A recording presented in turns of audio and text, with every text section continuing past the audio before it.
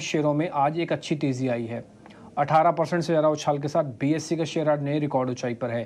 अच्छा, सिर्फ बीएससी नहीं है, एमसीएक्स भी है कमोडिटीज़ का। इस तेजी के पीछे की वजह क्या है, बताने के लिए अशेषा जुड़ रही हैं। अशेषा सिर्फ हमको बीएससी के बारे में बताएंगी। अशेषा जी बताइए प्लीज। बिल्कुल, सभी एक्सचेंजेस स्टॉक्स में आज तेजी दिखी है। बॉम्बे स्टॉक एक्सचेंज, जैसे आपने बात की, करीब 16 से 17% की तेजी यहां पर है।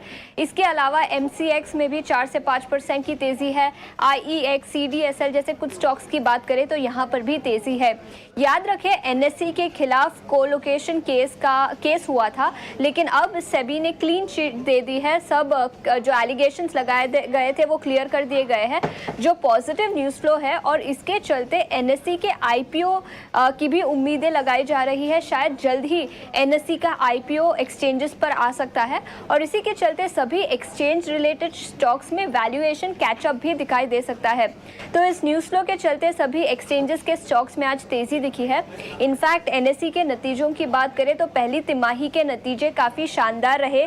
रेवेन्यूज़ में करीब 50% का ग्रोथ और प्रॉफिट आफ्टर टैक्स में करीब 40% का ग्रोथ कंपनी ने रिपोर्ट किया था सालाना आधार पर। इसके अलावा मैनेजमेंट की कमेंट्री भी काफ़ी अच्छी रही है। सभी सेगमेंट्स पर मैनेजमेंट का परफॉर्मेंस, कंपनी का परफॉर्मेंस काफ़ी अच्छा रहा है और मैनेजमेंट की कमेंट्री आउटलुक को लेकर भी काफ़ी पॉजिटिव है।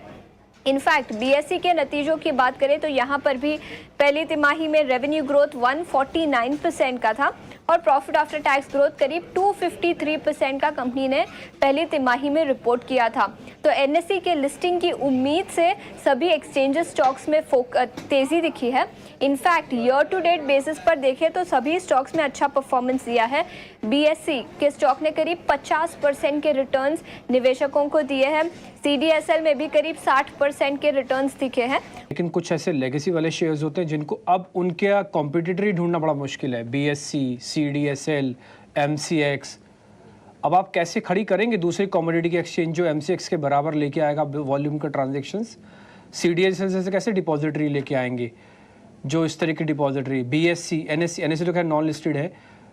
तो क्या इसी वजह से ही मैं खरीदता रहूं कि इनका कॉम्पिटिशन ही नहीं है? नहीं, ये बात नहीं है कि इनका कंपटीशन नहीं है, सिर्फ इसीलिए खरीदता रहूं क्योंकि कंपटीशन बीएससी और एनएससी तो है ही। और आज नहीं तो कल, जैसे आपके सहयोगी बता रहे थे कि एनएससी लिस्ट हो जाएगा, और एनएससी जो उन्होंने डेटा दिया उसमें मैं एक चीज और जोड़ना चाहूंगा कि एनएससी ने 1 पे 4 अभी बोनस भी अनाउंस कर रखा है।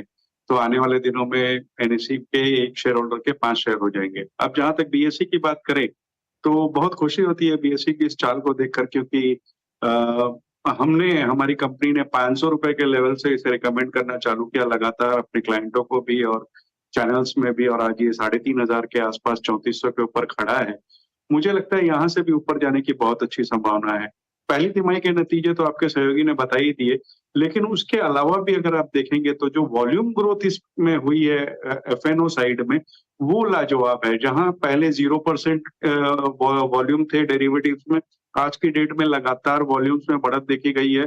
दूसरे 15% की होल्डिंग इनके पास सीडीएसएल की है, जिसकी करीब 1500 करोड़ रुपए के आसपास की वैल्यूएशन, 4,500 करोड़ के आसपास की वैल्यूएशन आती है। तीसरी स्टार म्यूचुअल फंड का इनका जो प्लेटफॉर्म है वो अपने आप में सबसे बड़ा है। आईएनएक्स गिफ्ट निफ्टी में जो इनकी होल्डिंग है, उसके अलावा कैश पोजीशन कंपनी में बहुत अच्छी है। कॉर्पोरेट गवर्नेंस का कोई इशू ही नहीं है। मुझे लगता है इस लेवल्स पे भी अगर कोई मध्यम से लंबी अवधि का निवेशक है तो उसे बिल्कुल खरीदारी करनी चाहिए।